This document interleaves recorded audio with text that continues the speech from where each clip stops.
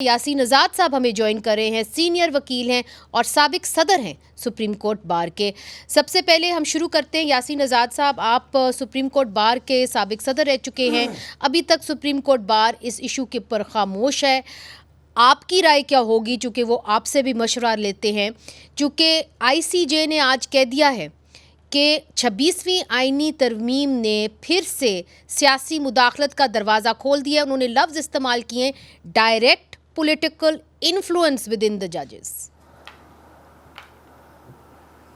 सबसे पहली बात यह है कि ये बात तो आपको तस्लीम करनी पड़ेगी कि कानून साजी का इख्तियार सिर्फ पार्लियामेंट का है, पार्लियामेंट के अलावा किसी का इख्तियार नहीं है।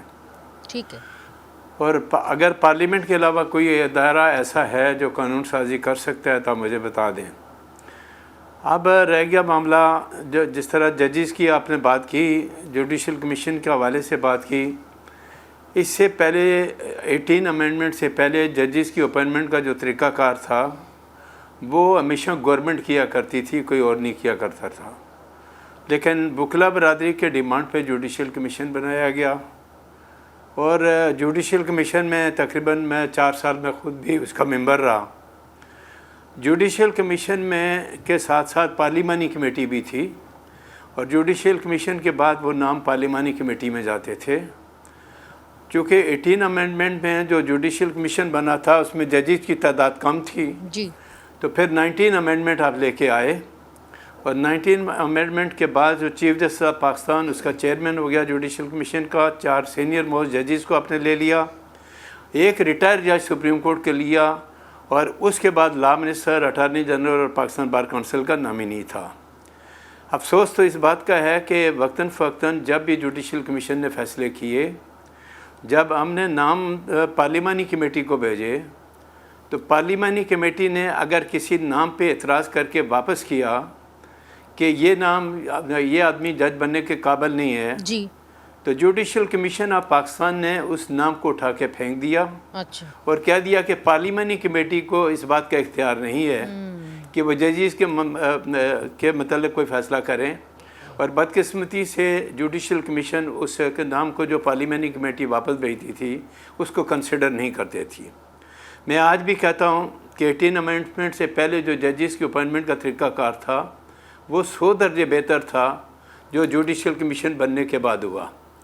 बदकिस्मती इस मुल्क की ये है कि जुडिशल कमीशन बनने के बाद 4 साल के अरसे में जो कुछ मैंने देखा वो ये था कि जजेस की अपॉइंटमेंट जो थी वो मेरिट्स नाम की कोई चीज़ नहीं थी।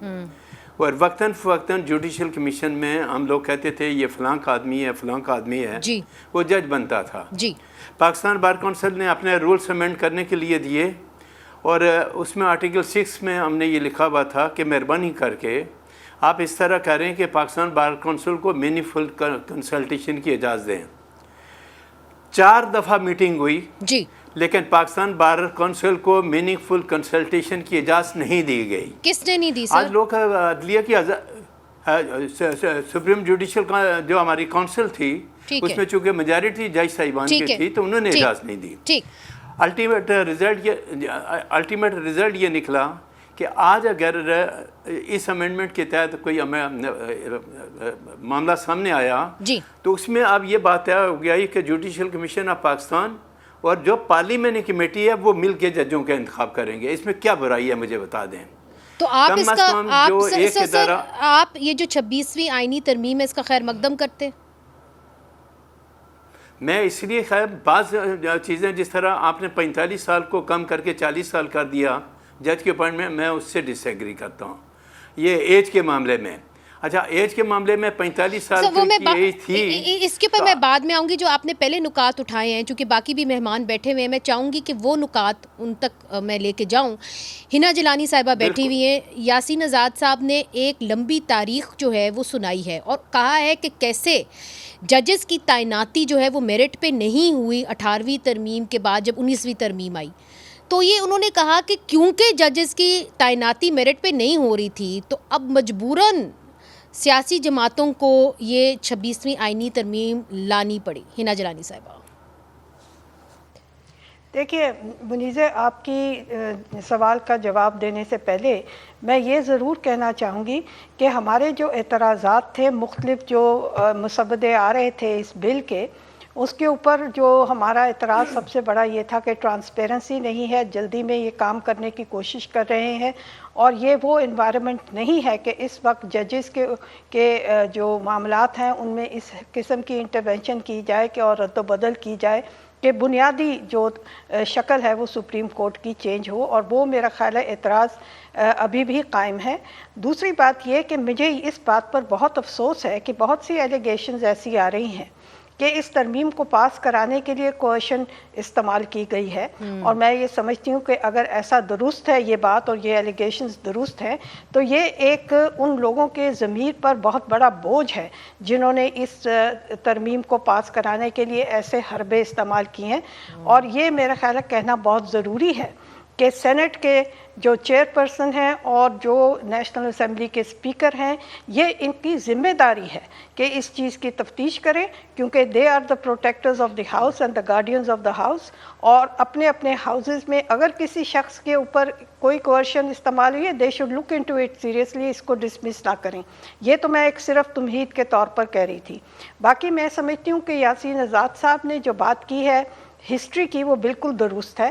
میں یہ بھی سمجھتی ہوں کہ جوڈیشل کونسل کے اندر جو پارلیمانی لوگ ہیں ان کو شامل کرنا کوئی بری روایت تو نہیں ہے، اور جوڈیشل کمیشن کے علاوہ جو پارلیمنٹری کمیٹی بنی ہے، مجھے اس پر بھی اعتراض نہیں ہے۔ بہت سے ممالک ہیں جہاں پارلیمنٹ ججز کے حوالے سے ایک اختیار رکھتی ہے ان کو اپروو کرنے میں، لیکن جس پہ مجھے اعتراض ہے وہ یہ ہے کہ یہ کیمرہ میں بات کریں گے، ہمیں کچھ پتہ نہیں کہ جوڈیشل کمیشن کیا معیار طے کرتی ہے سلیکشن کے لیے، اور پارلیمنٹری کمیٹی کیا معیار رکھتی ہے سلیکشن آف چیف جسٹس کے لیے، اور ان چیزوں کے لیے اوپن ڈیبیٹ ہوتی ہے۔ آپ نے دیکھا ہوگا امریکہ میں بھی جب کوئی نامینیٹ ہوتا ہے جج تو اس کو سینٹ جو ہے اس کی ہیئرنگز اوپن ہوتی ہیں، ہمیں کچھ پتہ تو چلے کہ معیار کیا ہوگا ان کا، اور دونوں اپنے اپنے الگ الگ معیار قائم کریں گے یا ایک یونیفارم معیار ہوگا، اور یہ ترمیم کا ایک حصہ ہے کہ ان کو معیار قائم کرنے ہیں۔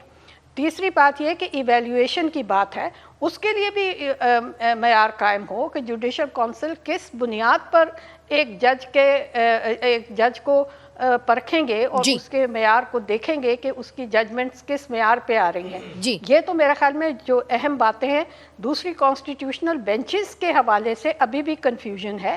یہ کانسٹیٹیوشنل بینچز جوڈیشل کمیشن کیا بناتی ہے، کتنے عرصے کے لیے بناتی ہے، کن کو بناتی ہے، اور اس کے اندر اس کے اختیارات جو ہوں گے اس کو استعمال کرنے کے لیے جوڈیشل کمیشن کیا اسٹینڈرڈ سیٹ کرے گی ٹو ڈیٹرمن کہ یہ کانسٹیٹیوشنل معاملہ ہے کہ نہیں۔ بہت سی ریزرویشن ہیں، لیکن میں یہ بھی سمجھتی ہوں کہ یہاں پر جب جوڈیشل انڈیپینڈنس کی بات آتی ہے، ہماری تشویشات اس پر بھی ہیں، لیکن میں یہ بھی سمجھتی ہوں کہ جب ایسے معاملات ہو جاتے ہیں اور پارلیمنٹ اپنا استحقاق استعمال کرتی ہے کانسٹیٹیوشنل ریفارمز کا اور لیجسلیشن کا، جو کہ ان کا استحقاق ہے، تو پھر ججز پر بھی ذمہ داری آتی ہے کہ وہ اپنے کردار سے، اپنی ججمنٹس کے ذریعے سے یہ شو کریں کہ وہ انڈیپینڈنٹ ہیں اور کسی انفلوئنس کے انڈر نہیں آئیں گے۔